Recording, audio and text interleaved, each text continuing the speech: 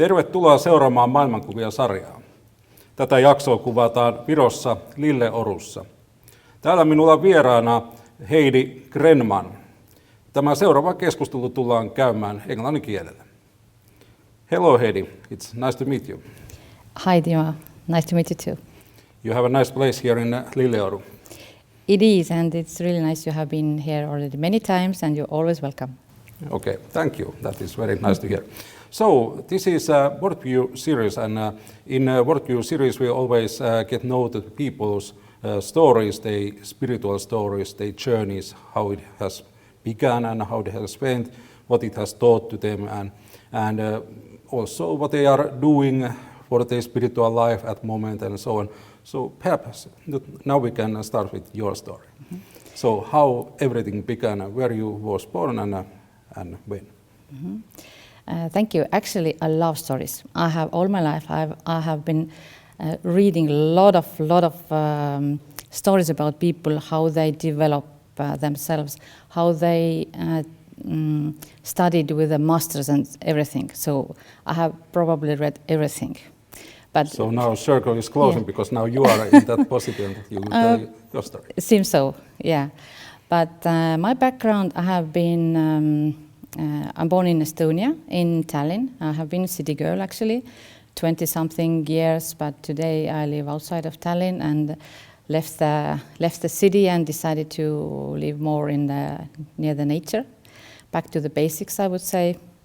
And actually when I moved from Tallinn to the countryside, then I realized the first year already that I noticed the seasons, you know. Before that, you know, because living in a city, it's always the same. But living outside, then you get more touch with the nature and it's, you know, everything opens to you. But I have been, I'm born in a normal family. I had father and mother, of course, and I have two sisters. I'm the oldest. Did they have any spiritual background or religion background? Not at all, I would say. Okay. Yeah, not at all. They were really working class people and not spiritual, I can say, yeah. Mm-hmm. So I have two sisters and I'm the oldest one. So yeah, in the family we didn't have any specific spiritual background. But who knows, yeah, maybe in those times people didn't spoke about it a lot. So maybe grandfathers and mothers, they had something, who knows, yeah. Now when I have interviewed two of those Estonian people here, and it seems that nobody has a spiritual background or religion. Yeah. Is it how it has been in Estonia? Is there a church and religions, or has it been like they used to have in Russia, that it's not so religious? Actually, we have quite many of practical consciousness teachers here, and actually we have asked from our teacher why it happened in Estonia, why here, and then actually questioning that, I realized that it was perfect place because Estonians are not religious. Oh, they are very low religions, you know. Here is open. This open-mindedness probably is quite large, you know. Here is, of course, is a representative of all kind of religions, of course, even to Islamic, you know, because the world is open today. But the base of Estonians, there is maybe only religion, even it's not a religion, is a trust in nature. But it's not, you know, you don't go to church to trust nature or to get a contact with the nature. It's more like free flow, you know, yeah. So probably Estonia that's why it's a nice place for the new teachings, because it's we don't have specific background for spirituality or religion, yeah. Yeah, yes. Yeah.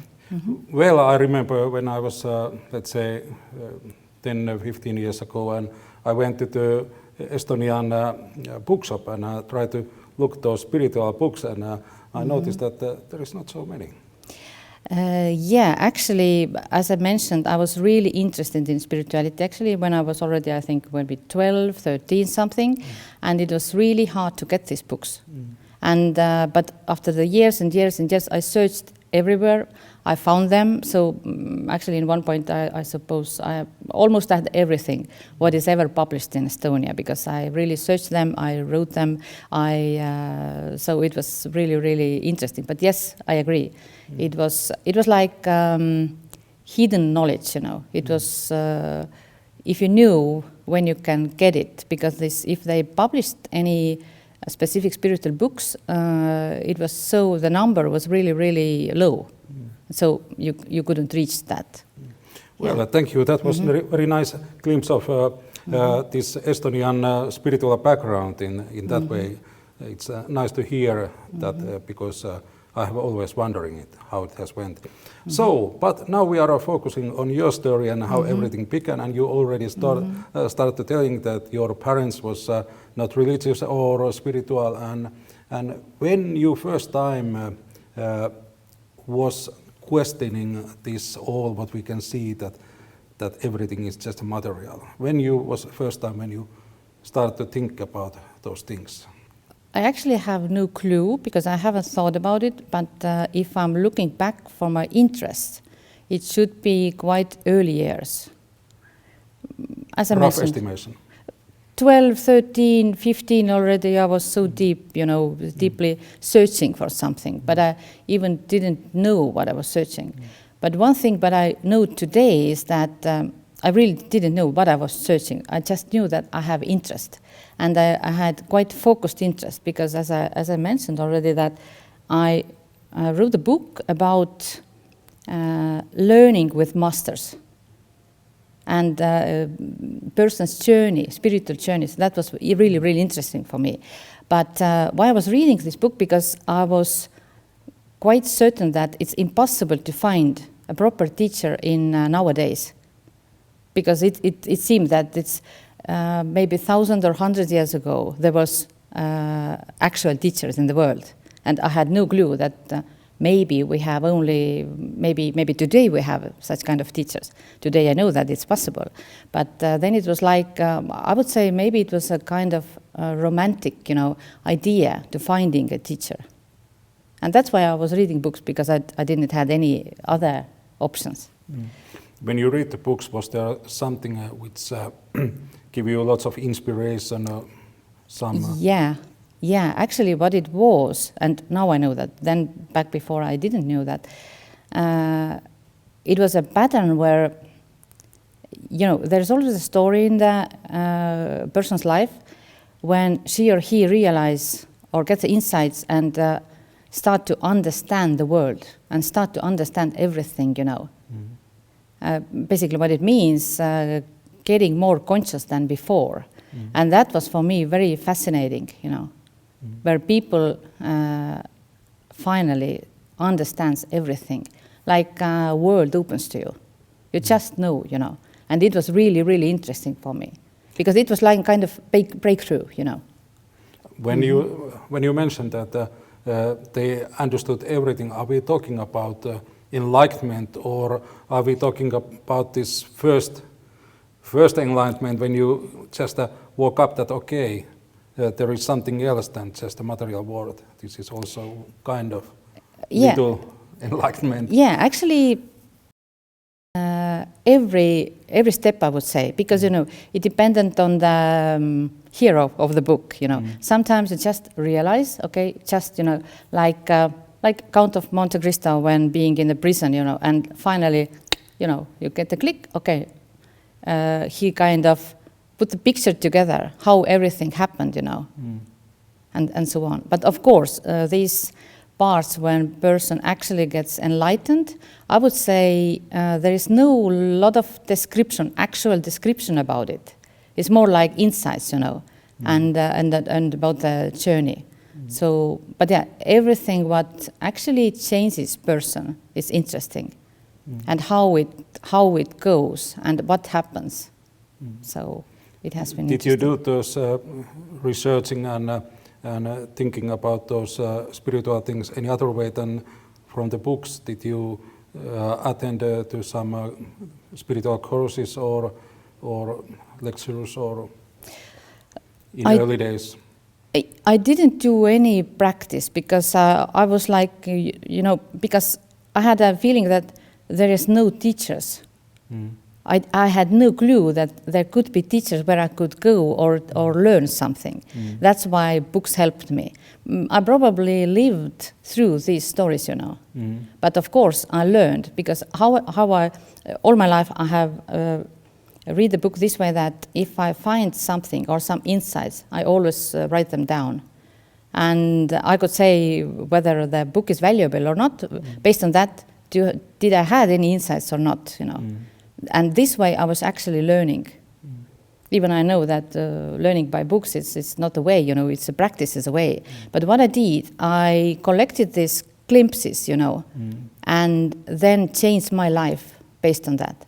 So I kind of did practices, but that was not like some specific spiritual practices. Yeah. How about when you was reading of those spiritual books and got those insights from them, did you also had some kind of personal experiences from the spiritual world or spirituality or consciousness? Did you get some own experiences? I actually didn't had any specific. I know that some people they do something, see light, feeling something. I never had such experiences, but there were two things what I really experienced, and what actually was not that was suddenly happened to me, but it has been always with my life. One thing is I always feel that I'm supported, always. Even I don't see the figures, but I just know that. And the second thing is being connected to the consciousness. It's because I see that through consciousness I'm reaching wherever or however, So for me it has been really, I would say, really, really clear. So yeah, if you ask for maybe some amazing experiences, then no, I didn't have. Yeah, well, and I didn't. I wasn't interested of that. Yeah.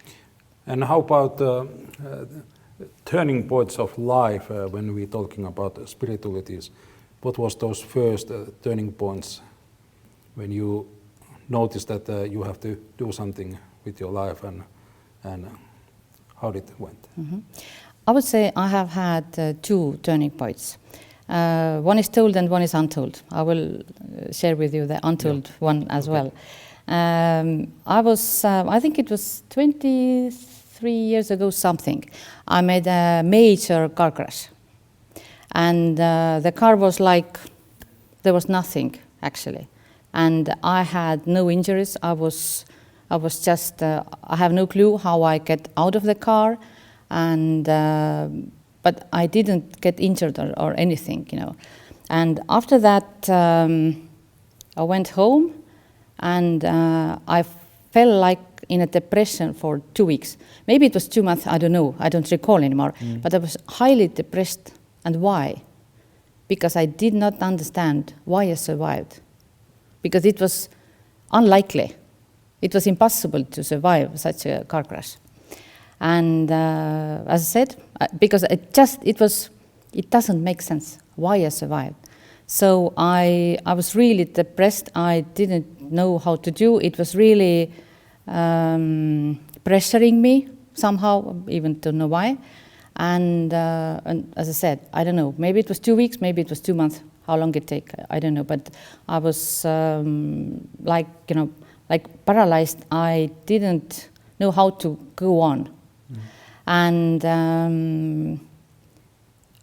I was trying to understand why I survived. Did you lose someone close? No one heard it. No, everything was fine. But I survived, and I didn't understand because the car was like, Yeah. So, but yeah, then I don't know how long the time was, but then I realized. Then I got the insight. That I survived because I have a task in life. So then I got the motivation to find it, what it is, How old you were in that time? I was, let me calculate, 20 something, 26 maybe, 26, 7, yeah, something. So,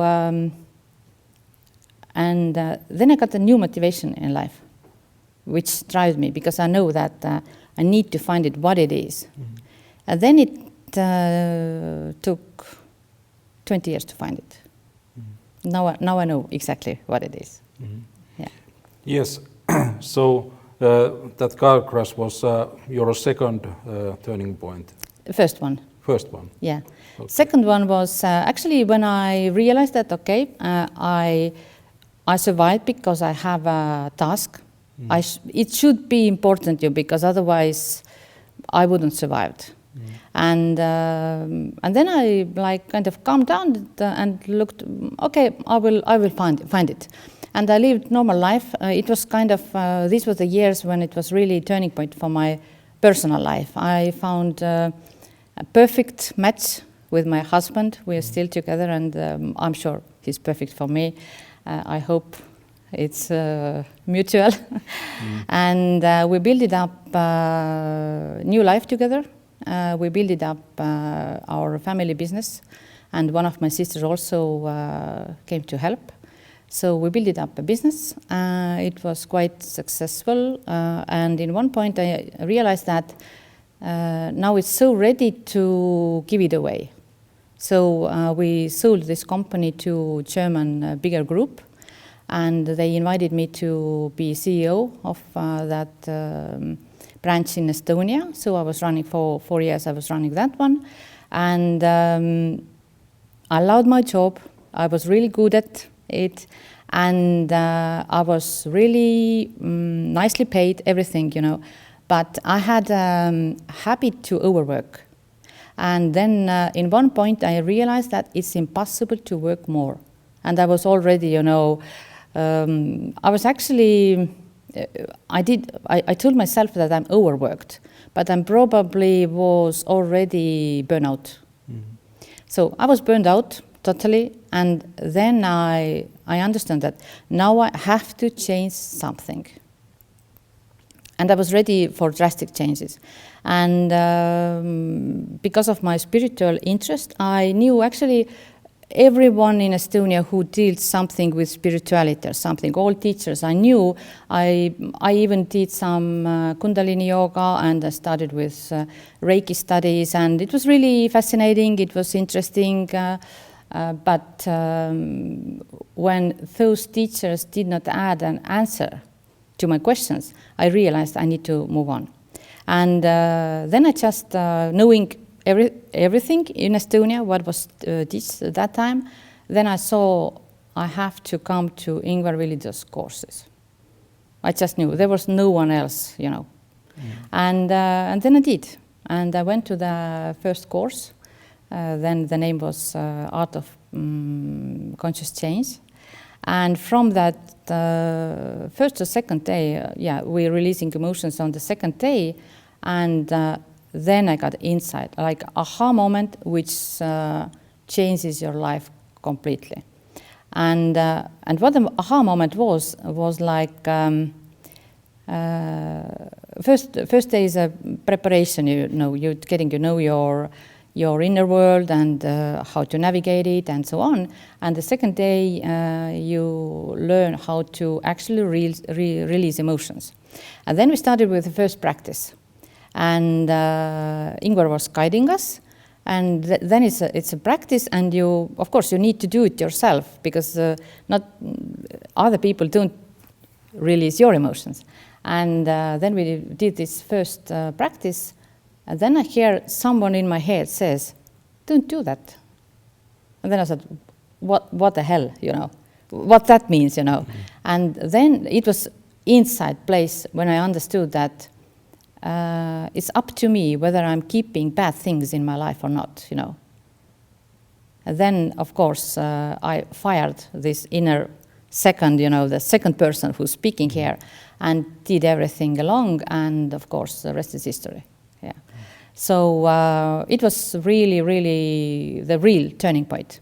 And then I made the first and second course, of course, then the third, fourth, and fifth in the row. In that time it was possible. I did it probably in 5 or 6 months. Even it was really intense, but I knew exactly that I'm doing the right thing. It helps a lot, and it helps so much because it's really quick, Instantly you can see, because if you're releasing in 4 or 5 seconds, you will already see the results, And what it makes you clear, or it develops clarity. And I was so clear, and then I understood, okay, my life is like this way or this way. I see clearly what I need to change. And what I did, I took a bunch of one-pagers and write down everything what needs to be changed in my life, everything. Not hiding from myself anything, everything in details.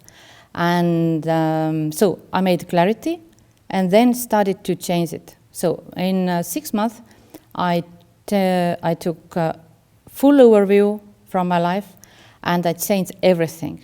I have been saying funnily here that only 2 things remained, my house and my husband. Everything else I changed. I quit my job and so on. We sold the companies and so on. But I didn't quit my job like, no, I'm leaving, I'm doing something else, I'm doing spirituality, something. No, I was really thinking through things. And how I did it, for example, I was working roughly maybe 70, 80 hours a week, but I got paid for 40. And then I said, but why I'm doing that? It doesn't make sense, And then I decided that, okay, so I have a workaholic, because I love my job. So it was really easy to overwork. And then I decided, no, I get paid for 40, so I will work for 30. Decided to change totally my habits, And then I said, okay, how I will do it? Because I knew that I had tendency to overwork. And then I said, okay, I need to fulfill my time with something else so I could switch from working to doing something else. So then I started with these yogic practices and I went to study. Management, and later on I also went to Switzerland and to study there, and it was really fascinating, and I was finally doing things that I really wanted to do already in the younger ages. But yeah, what I did, I just changed my habits and I changed my usage of time. And then I decided, okay, I'm working in this company. It was really nicely. I was really nicely treated and everything was excellent. But I realized that we do have certain time in this earth, meaning that all the time ticking from the top, And so it means we should be reasonable how to use it. And then I looked everything I did my life with a perspective. And I took, for example, if people have bad relationships, you can see, do you see any future with that relationship what you have today? You immediately see whether you have the future or not. Then the second question is, are you ready to change it? And there people fail because they're afraid of changes. But I did with every aspect in life. Took 10-year perspective, for example, working in this company, even everything was good, and then I projected it for 10 years. Do I see myself working there in 10 years? No, I don't. But then I asked myself, why am I working there today? So it was really easy to make decision that, okay, I need to leave. It's only the question when I will leave. And then I really rationally calculated when it's for me personally, when it's most best time to leave. Then I worked there 1 year more, and then I rearranged everything and quit it there. And then I went to study, finished my studies, and so on. And it was now 9 years ago or something, yeah. And then everything changed, actually. And in one point, I think it took 2 years to change everything, as I mentioned. And in 2 years, then I saw that I lived life what I really have kind of created myself, but lead it somewhere. And in one point I saw that I had so much free time, I had no clue what to do with that, which was absolutely opposite what I have used to have. And I had long trips, I had a long vacation, I read all the books, I watched all the films, I did everything, you know, what you normally don't have time to. And then I saw, still I have time. And I could use that time for something. And then I decided, okay, I have so much free time, what should I do? And then I thought, okay, I saw two options. One option is to join some company or organization and just help them, because I had a background, I had a management background, I have many competencies and so on, what could be useful for someone.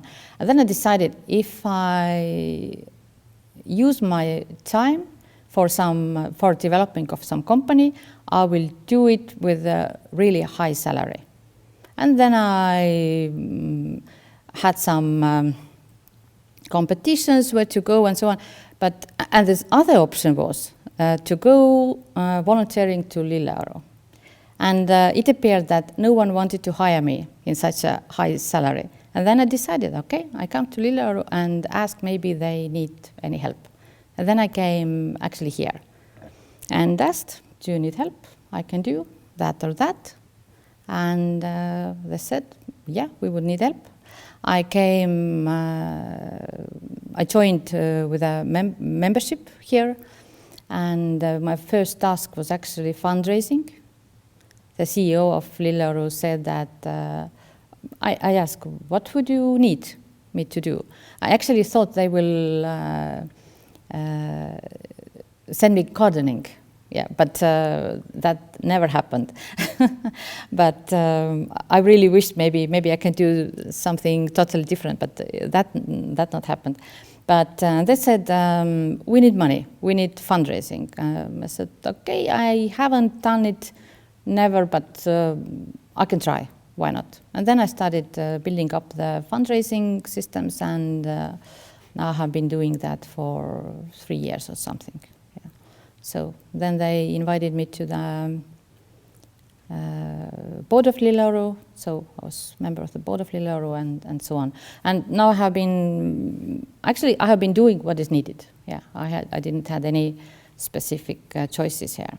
But if I go back to the spiritual journey after the Ingvar's courses, the practical consciousness courses 1 to 5, I immediately continued in Babaji Kriya Yoga and made the 3 initiations in a row. It takes 3 years, roughly.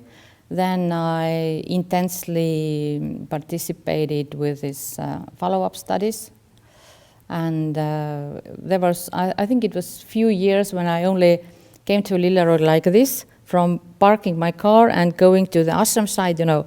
It was really, I didn't do anything else, just, you know, studying, practicing all yogic things. So it was really nice time, really nice developments in myself.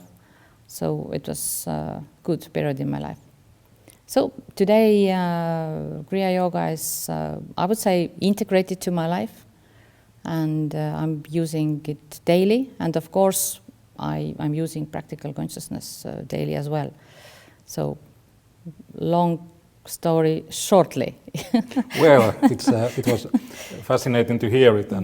And if you think about in present day and now who you are, is there still that question which drives you, or have you found all the answers what you were looking for?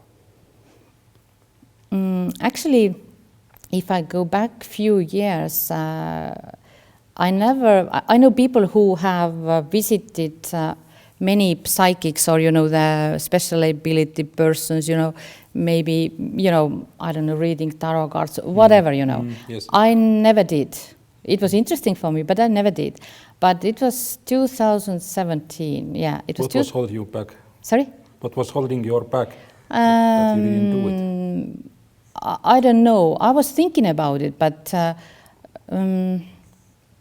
I don't know. Yeah, exactly. Just What wondering is- because in these siddhas, siddhis are those special abilities. What? Yeah, I don't know what I didn't do that, but in 2017, there's one lady in Estonia whom I know exactly that she's real, you know, and I went to visit her, and I was. Are you allowed to say her name? Lilleorun. Ah, Lille. You probably know her. Yes, Yeah. very well. Yeah. And I just knew I need to see her. And what I did, I was a question about what is my purpose in life. And I saw that she knows that. And I didn't ask what it is, but it was enough for me. Yeah, you know, I saw that she knows that I have a direction, and it was enough. Maybe if I would dig or answer or ask question, maybe she would say, but we didn't spoke about it. But it gave me kind of security or something, you know. It's a silly a bit, but it really helped me.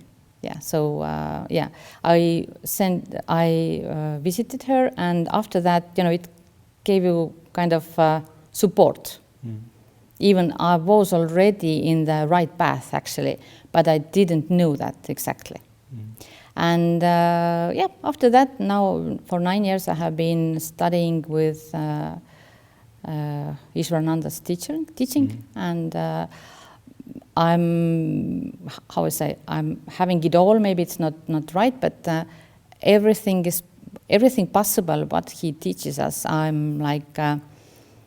You know, like squeezing in yourself, you know. Yeah, it's... yeah, but why I was going back to this 2017, it was like 3 years ago. Then I started here with Lilleorun, and as I mentioned, I was volunteering here, and we call it here karma-joogaan, which basically means you do things expecting nothing, you know. Of course, if you... Unconditional, yeah, of course. It's a path and it's self-development because it's, if you're studying karma-yoga, you have no clue what it is actually. You just think, okay, I do something here. But actually what you do, you change your personal life to karma-yoga. Basically means that you change these habits, you change the content or the usage of your time, and this will change you. And it's really interesting. It's not always easy because it's karma yoga. What it means, it brings your karma to the table, really intensively, and so you have to clean it, clear it, and so on. But it's actually really highway. I would say. It's really quickly you can clean yourself and make a developments if you're ready for that. And yeah, so I was doing different things in Lilleorun, more deeper and more spending time here as well. And then in one point, I don't recall exactly how it was, but then already Ingvar and his students already prepared going to the world with his teachings here. But I was, I worked in the international organization, and I know how these things are done, you know, how you manage the things globally, how you handle different time zones and different people or the different cultural backgrounds. It was because I have been working there for 15 years, so I just knew it. And then I just draw a picture how it's, you know, the scheme, how to do it. And Ingvar said, okay, this way we go. And then we started step by step, build it up. And for today, and then 1 year ago now, last year, Ingvar established Practical Consciousness Foundation with the aim to go with these practical consciousness studies and help globally. And today we have already 8 countries where we step by step opening organizations and so on. We have initiative teams and so on. And for me today it's really clear my path, or what I said 20-something years ago when I was finding my goal in life. So that's it. I would say it's so simple. Of course the task is not simple, but it's when you know exactly what is your role, what you need to do, if you realize what's behind it, and it makes everything really easy, because it's easy to make any choices. How do you define all those benefits what you have got for yourself, for your journey? Most benefit is going to the right path, using your lifetime for a higher course, not just wasting your time with random things, This is something really valuable. Of course, as Ingvar said that he also have lived a normal life, getting to know life and so on. So have me or other students as well. But I think one of my friends said nicely that the first 40 years you turn everything ups and down, and the next 40 you're fixing everything. Because there's a time of learning, then you time of teaching. I would separate. Before you learn, and then you teach others. But of course, you can teach only if you have developed yourself, or you have ability to teach. Because if you know something, then you can give it to others. Otherwise, it doesn't just work. You have also let things go in your life, like you say, to your work and so on. What else you have let go of those things, given up of those things which is not necessary for you anymore, beside of job?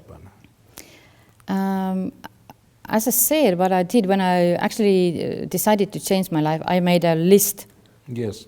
Long list, everything what needs to be, changed, but not only changed, but erased from your life or excluded from your life. Because that was actually really eye-opening when Ingvar teaches you that, the whole life you're collecting things, experiences and physical things and relationships and so on. But he said that now it's time, you're releasing these things, because there is not much what you actually need. And actually everyone can really practically see what I need in my life or what I don't need in my life.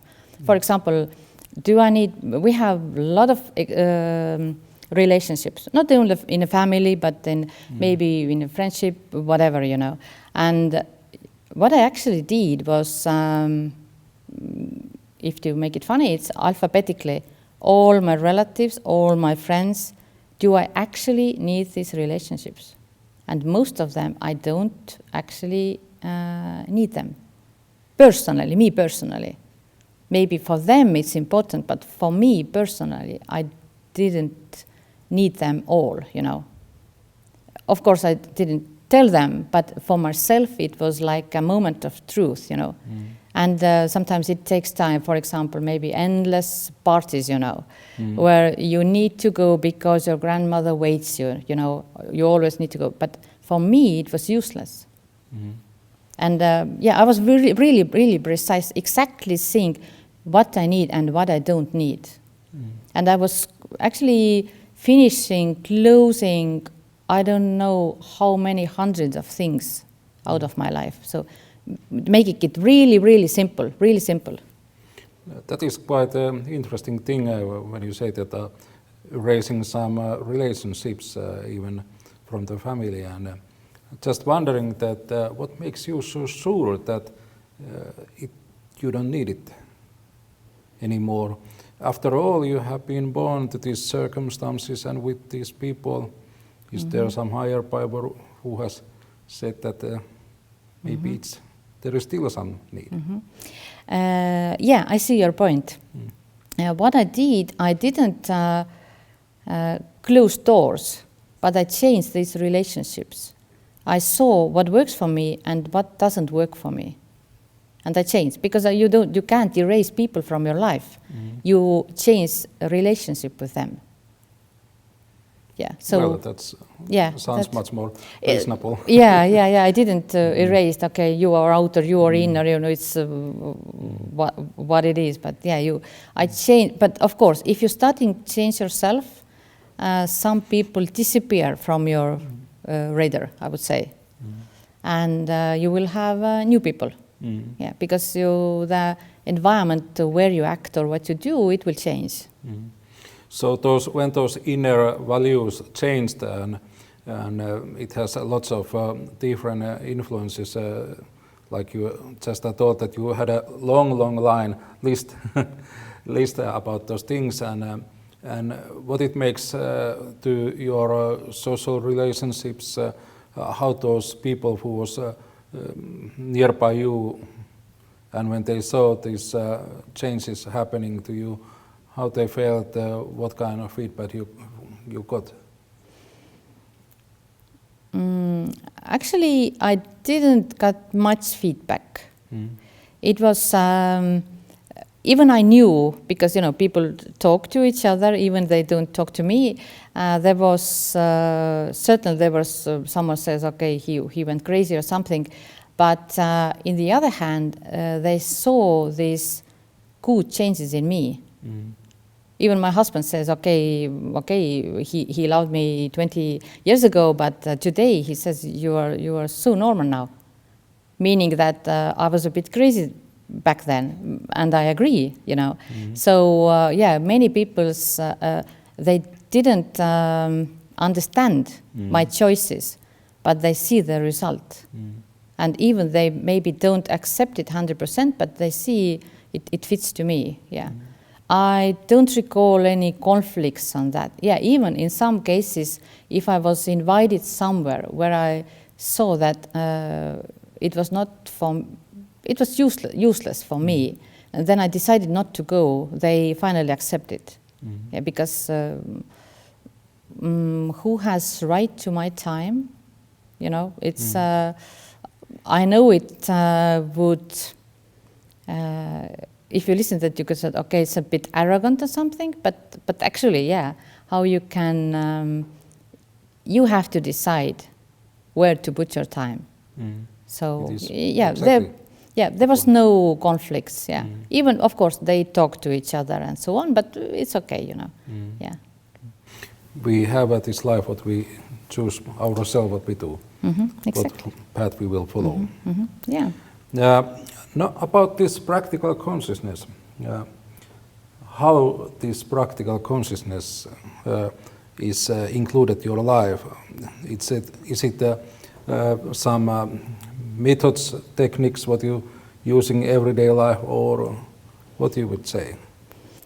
I would say that I'm living it, because if you're asking what to do or how much to do, I use these techniques whenever I need, because it's invisible to other people if you use them, and you can use them anywhere, even here now. I can use them if needed, and that's why the main point is how to integrate them. A lot of people take time off now. Now I'm taking time off. Now I'm so-called meditating, taking time off, 15 minutes, 20 minutes, maybe half an hour. But what happens after that? After that happens the same. You just go to life and continue the same way what you were 30 minutes ago. So, but it doesn't make any sense. So I'm using these techniques myself all the time. Of course, now I'm also teaching others, as I'm the first and second level teachers as well. I'm advising people, and if you ask where I'm putting my time at the moment, mostly, then most of my time goes to Practical Consciousness Foundation development. So everything what is needed here is most of my time. Yeah, but I'm using techniques every day. Every day. So I have no clear picture yet about practical consciousness, and I guess we are talking about in third part of Ingvar's interviews about his teachings and so on. But I'm still a little bit curious to know that where this practical consciousness is pointing, what it wants to achieve. For me, example, meditation brings ideas about that I would try to reduce amount of my thoughts and emotions, that I can still be in calm situation, whatever is it. But how is it? Actually, what the Practical Consciousness Foundation is aiming to do, and what we're building up, is a proper school system. And it has roughly three parts. There is a practical consciousness part, which is the practical consciousness courses 1 to 5. And then we have Babaji Kriya Yoga, 3 initiations. That's the second part. And then the third part of the deepest one, or the more advanced studies, is Ishwarananda Yoga. So there are roughly 3 main parts of the studies. So, and each part has really, really specific focuses. So you haven't been in the courses yet. Okay. So, but you have read the book, not yet. I got it 2 days ago, so I haven't read it. You take your time. So basically, what it all begins is creating clarity. Understanding how things internally or inside you actually work. And we call it 5-body system. How you can you actually learn how to navigate or how to understand. For example, we have a physical body, everyone knows that. Yes. We have a vital body, which means emotions. Everyone has emotions. Have you been angry? Sometimes. Or happy. We all have. We all have, exactly, yeah. And then we have mental body, thoughts you were mentioning. Then it's intellect, what is actually consciousness, and true self. So 5-body system, and actually the first course focusing on that. If people start to realize what is actually happening at the moment, then it's, if you realize that you are not your emotions, you are not your thoughts, it's really easy to understand. You know, you like separating yourself from these processes. And it's, you know, sometimes, for example, I don't know, maybe you don't have, but I certainly have some couple who's, you know, have trouble in marriage. And then you look at them from the distance and you see what the trouble is. But they don't, because they are so close to this trouble. But this is the same thing, you know. If you separate things and see them more clearly, this is exactly what the first course does. Of course, there are more, because it's, I think it's 7 to 8 hours, a full day course, and it's really intense, but it's really, really great to establish your focus. And monkey mind, everyone knows monkey mind, yes. You know, doesn't help at all, you know. And so the second course is about emotions, only emotions, getting to know emotions. Because some people, if you ask, do you feel? They say, I don't feel anything. For example, I had one lady, maybe she was 60-something, and we did some practices, and then I asked, how you feel now? And she started to cry. I was like, okay, what did I say? And she said, you know, no one ever asked me how I feel. And she was 60-something, you know. And then she told me her story that when she was young, you know, she was taught not to feel things, you know, not talk about it and so on. And I think it's not so rare. So, yeah, and if you don't know how you feel because you don't feel it, then you realize, okay, but why I don't feel it? And so on. So the second day we focus on the emotions. Learn them, and learning many really useful techniques, how to release them. Meaning that everyone knows that there's a specific feeling, or you feel it actually with your body, if you're getting angry, starting getting angry, or you're so angry already you could punish or punch something or something, But what we teach is that if you have slightly feeling that I'm getting angry, you can easily release the first things what you have. So there will be not consequences on that. And it's really, really easy, So second course is about all emotions. Releasing emotions, feeling good after that, and so on. This five-body philosophy actually is quite well-known, familiar in Western world because of Theosophic. There is a similar system and so on. Those mental bodies and emotional bodies and astral bodies, physical bodies. And It's so a good beginning, because if you already know that, then it's more easier to go to work with the emotions and thoughts because you already know the basics. It's a good one, This is quite popular still. It is in Finland, maybe? Maybe Yes. it's, I guess Theosophical associations are They are all everywhere. over the world. Yeah, they are, yeah. Yes. It has been very fascinating listening your story and all those teachings what comes belong to this movement. And for a final question is that what you would like to share as your thoughts for audience, just straight to audience. I would say what is most important that sometimes people say that I'm not ready, I need to prepare something, or I need to do something before I can change my life or myself.